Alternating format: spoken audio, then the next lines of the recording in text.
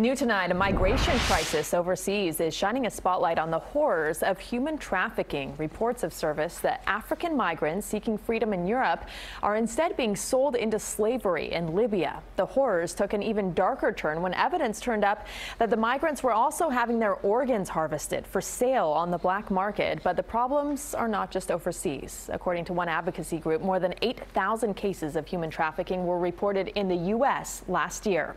Joining us tonight is civil rights attorney Jasmine Rand, who's worked on human trafficking cases right here in the United States. She's taught on the subject and was also the National Bar Association's chair of human trafficking. Great to see you again, Jasmine. Thanks for having me. Thanks for coming in. Let's first talk about human trafficking and define it, really, because I'm sure a lot of people watching might not understand exactly what we're talking about. Right. So the way that we talk about human trafficking is confusing for a lot of people, and it's really very simple. Human trafficking is slavery. Human trafficking is the modern day slave trade.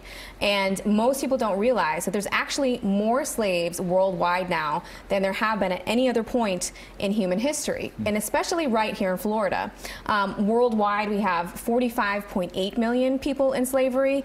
In the United States alone, we have 58,000. And right here at home in Miami, since 2012, we've prosecuted 400 cases of human trafficking. Wow. Wow. So there are different types of human trafficking when we talk about that slavery. There are sex slaves, there are domestic servants, and there are different categories, right? Can you explain some of that for us? Yeah. So, you know, slavery is something that's very creative. When we learn to get people out of slavery, when we learn to free people, the oppressors learn new creative ways to re-enslave them.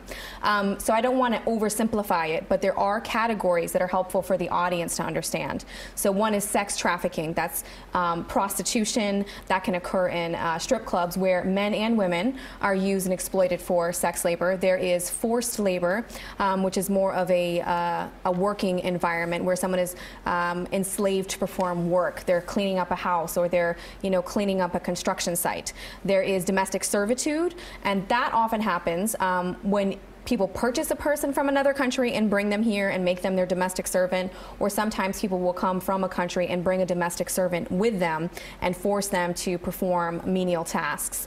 And then, there are many different types of slavery, but those are the types of slavery that are most common here. There's also chattel slavery, which is slavery from back in the day. That's slavery that occurred here in the United States, before the Civil War, and that's the one that we're used to seeing. That's slavery that involves manacles. People are chained. It's a very visible form of slavery, whereas today slavery has really become invisible. We have some video of some of the suffering that's going on in Libya. This is a country that's getting a lot of attention right now because of the human trafficking that's taking place in that country. Tell us more about what's going on there that sort of sets it apart from other places in the world. Right, and Libya is really interesting because slavery, as we've talked about, is happening all over the world, including here in Miami. But why, this spotlight on Libya right now? And the reason I think there's such a spotlight on Libya is because it's a visible form of human trafficking. It is a type of slavery that our eyes are accustomed to seeing, a slavery we recognize. It's slavery that involves people who are chained up, who are held behind, four walls under the threat of force. And we see these horrific images coming out of Libya with people's stomachs cut open, where organs have been stolen. And I think that's why people are paying attention to it, maybe more than what's happening in some other nations, because we understand it. It's a slavery that we know how to combat and that we're accustomed to combating. Yeah, it's very black and white when you see those images. There's no doubt about what's going on there. But why is it now just coming to light? I mean, it's been presumably going on for a long time. It hasn't really been in the spotlight until now, despite how visual it is. And I think that social media has a lot to do with it. Social media has really developed over the past few years.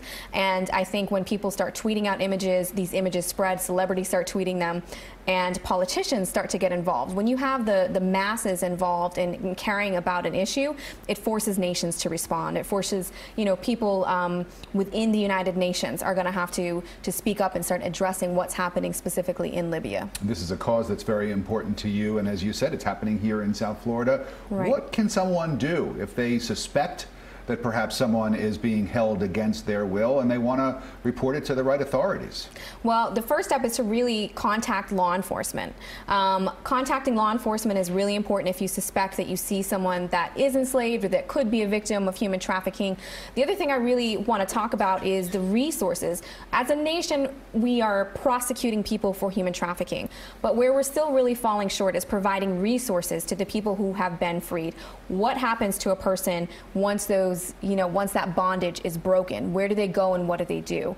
So we need to provide more services for them in terms of easier access to trafficking visas so that they are here legally, so that they can get gainful employment, access to shelter, access to food. When these people are freed, most of the time they literally have nothing. And often in the case of sex slaves, they're also stigmatized because people consider them prostitutes, right, and assume that they're doing it under their own free will. Yeah. All right, Jasmine Rand, thank you so much for joining us. Jasmine. Thank you for having me.